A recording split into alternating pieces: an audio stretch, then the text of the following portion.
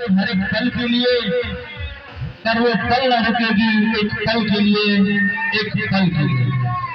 वास्तव में आज का ये पल बहुत महत्वपूर्ण है एक पिता के लिए। आज का पल बहुत महत्वपूर्ण है। एक पिता का सारा जीवन इसी में बीत जाता है कि कभी न कभी हम भी अपने द्वार और आंगन को फूलों से सजाएंगे। एक भाई का भी लालसा रहता है कि जिस दिन मेरी बहन की विदाई होगी उस दिन का नजारा कुछ अलग होगा। उस दिन एक भाई के दिल में अगर सुख रहता है तो उतना ही दुख ही रहता है। सुख इस बात के लिए कि आज मेरी बहन दुल्हन बनेगी, और दुख इस बात का रहता है कि आज के बाद मेरी बहन मुझसे बिछड़ जाएगी।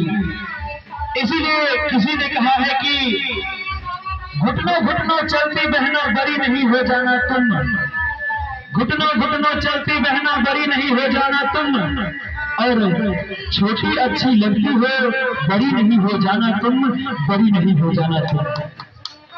वास्तव में जब बहन छोटी रहती है तो भाई और बहन का प्यार बना रहता है, एक साथ रहते हैं। जब बड़ी हो जाती है तो उनका शादी हो जाता है और अपने ससुराल को चली जाती है।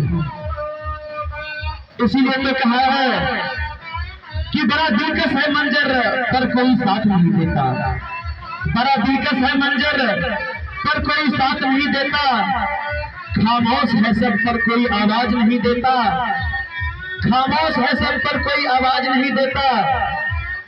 घर की सारे नियमतें मौजूद हो लेकिन घर में एक बेटी न हो तो घर अच्छा नहीं लगता, वो घर अच्छा नहीं लगता।